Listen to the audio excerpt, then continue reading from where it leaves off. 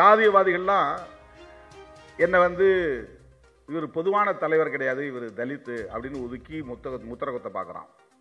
இந்த தலித்துகளிலே இருக்கிறவன்லாம் எங்களெல்லாம் தலித்துன்னு சொல்லக்கூடாது, திருமாவளவன் பறையன் அப்படின்னு முத்திரகுத்த பார்க்குறான். பறையர்களே பிழைப்புவாதிகள் என்ன பண்ணுறான், இவர் பறையரே இல்லை, பறையருக்கு எதிரி அப்படிங்கிறான். இதெல்லாம் ஏன் சொல்கிறான்னா, நான் பெரியாரின் பிள்ளையாக இருப்பது தான் காரணம்.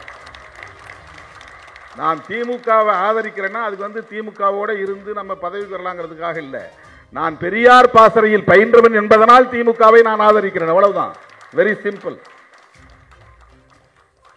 உடனே திமுகவுக்கு கொத்தடிமை, திமுக 2 சீட்டு 3 சீட்டு அது கூட உன்னால வாங்க முடியாம தான் நீ கிடைக்கிற வெளியில. ஒரே ஒரு கவுன்சிலர் சீட்ல கூட உன்னால ஜெயிக்க முடியலையே, அதுல என்ன பெருமை? பாலிடிக்ஸ்ல ஸ்ட்ராட்டஜி தான் முக்கியம். யாரோடு கூட்டணி சேரணும், எப்படி வெற்றி பெறணும், எப்படி அதிகாரத்தை பகிர்ந்து கொள்ளணும் அப்படிங்கறதான் ஸ்ட்ராட்டஜி.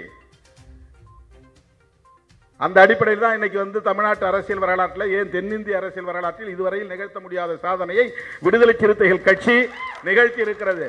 திராவிட முன்னேற்ற கழகத்தோடும் திராவிடர் கழகத்தோடும் இணைந்து பணியாற்றிய சூழலில் இந்த அதிகாரத்துக்காக நாங்கள் பணியாற்றல. இப்ப கூட ஐயா அவர்கள் இந்த ஒரு புத்தகத்தை பிடிக்கும்போது, பிடிங்க 3வது குழல் சும்மா இருக்கக்கூடாது பிடிங்க அப்படின்னாரு.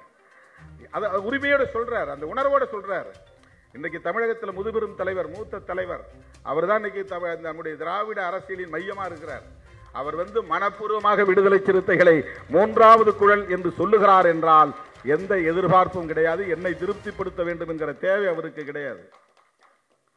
கருத்தியல் அடிப்படையிலே அவர் திருமாவளவனையும் விடுதலை சிறுத்தைகளையும் முழுமையாக புரிந்திருக்கிறார், உணர்ந்திருக்கிறார், ஏற்றுக்கொண்டிருக்கிறார்.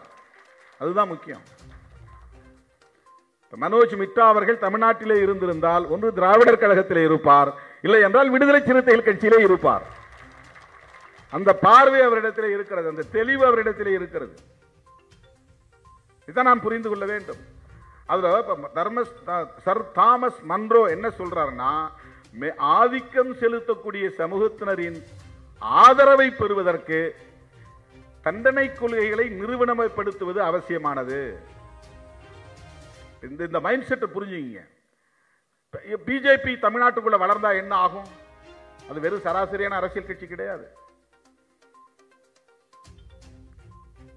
இன்றைக்கு இந்த 10-11 ஆண்டுகளில் இந்தியாவிலே ஏற்பட்டிருக்கிற சரிவு என்பது, கருத்தியல் ரீதியாக ஏற்பட்டிருக்கிற பின்னடைவு என்பது ஈடுகட்டுவதற்கு இன்னும் 50 ஆண்டுகள் நாம் போராட வேண்டியிருக்கும். அவ்வளவு மோசமான சரிவை இந்த தேசம் சந்தித்திருக்கிறது.